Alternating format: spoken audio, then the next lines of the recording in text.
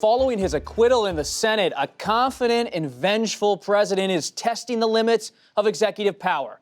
But President Trump's efforts to protect his friends and punish his foes have sparked a firestorm at the Justice Department, prompting resignations and forcing the Attorney General to answer questions about the department's independence and integrity. In brief, it began on Monday, when prosecutors on the Roger Stone case recommended that the longtime Trump advisor receive a 7 to 9 year prison sentence for his conviction on charges of obstruction of Congress and witness tampering. The next day, the president denounced the move, and the DOJ filed a softer sentencing recommendation, leading 4 prosecutors to quit the case, and 1 left the government entirely.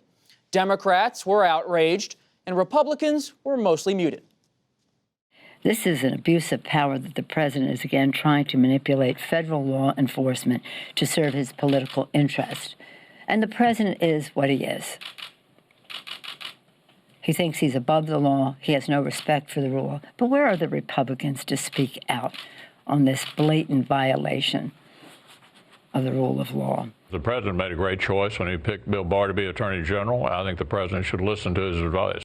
Attorney General William Barr, who has been deeply supportive of President Trump, then decided to speak to ABC News' Pierre Thomas on Thursday. He said he planned to modify the sentencing before the president tweeted. Barr then told the president to step off. Whether it's Congress, newspaper, editorial boards, or the president, I'm going to do what I think is right. I cannot do my job here at the department with a constant background commentary that undercuts me.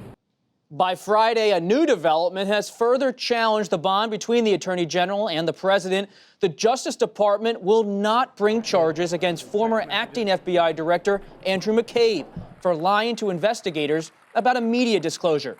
Joining us tonight, Molly Ball, national political correspondent for Time Magazine, Josh Dawsey, White House reporter for The Washington Post, Josh Letterman, national political reporter for NBC News, and Amna Nawaz, senior national correspondent for the PBS NewsHour.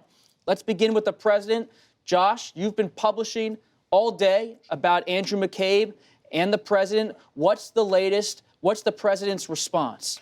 Well, the president has a deep vitriol for Andrew McCabe. He believes Andrew McCabe's wife worked for Hillary Clinton, that Andrew McCabe was one of the officials who was out to get him. Some of this is obviously disputed. Part of it's not true. But anyway, the president wanted Andrew McCabe to be charged. And today when DOJ said that Andrew McCabe would not be charged, the president did not get a heads up from DOJ. He was very upset, and Pat Cipollone, his lawyer, came in to explain to him what was happening. When the president and Barr spoke this afternoon, there's been a pretty tense few days, as you said in your opening, between the president and AG Barr. And it's an interesting dynamic because Barr is his favorite cabinet member, with the exception of Mike Pompeo, as Secretary of State. Barr handled the Mueller probe like the president wanted him to. He's done repeatedly what the president has wanted. And this is a first tangible rift that we've seen between these two men. You just said that President Trump spoke with the Attorney General today, on Friday. What do you know about that conversation? We're still trying to figure out all the details. What we know is that Attorney General Barr has been trying for several weeks to communicate to the president, please stop tweeting. Please stop making these public comments about DOJ probes. You're hurting me inside the building.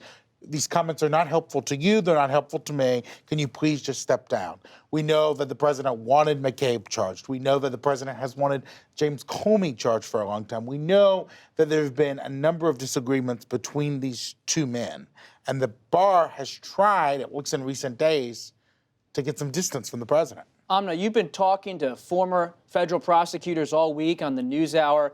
What does your reporting tell you about how career officials, former and current officials at DOJ, are interpreting all this? Do they see the Attorney General reclaiming the institution's integrity and protecting it, or do they see him at risk? First of all, I think it's worth noting how extraordinary it is that AG Barr had to go into a public interview on television to deliver exactly this message that Josh's reporting shows he was trying to deliver behind the scenes. I mean, there's obviously an incredibly strong relationship between those two men. We know that they're very, very close. So the fact that he had to go to that extreme, I think, shows where the relationship is. But we know that there was a fallout he was also trying to contain. You know, when he stepped in over on top of the line prosecutor's recommendation on Roger Roger Stone's sentence. They'd said 7 to 9 years. He came in and said, that's too excessive. We have no idea where that's going to land until the sentencing next week.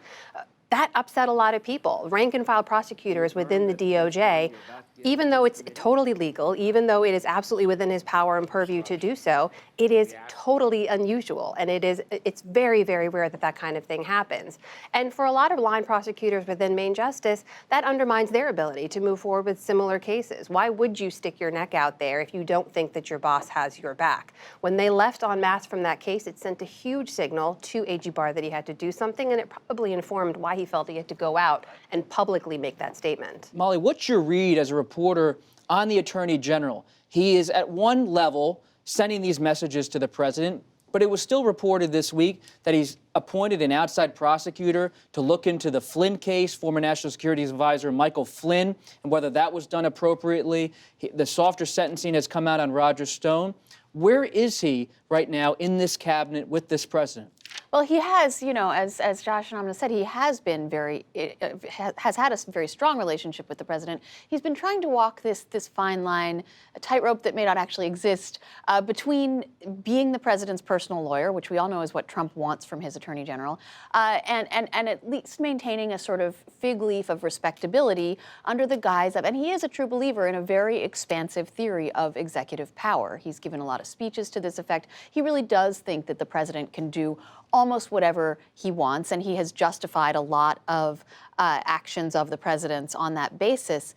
But he doesn't see himself as a minion. He doesn't see himself as merely doing the president's bidding. So when the president is out in public doing things like these tweets, it undermines not only Barr's credibility in the building, but the ability to say, I'm acting on the basis of the law. I'm not acting on the president's whims. It makes it much harder for him to have any credibility when he says that. And when he sends this public signal, that's obviously an extreme step to take when the private signals weren't being heeded.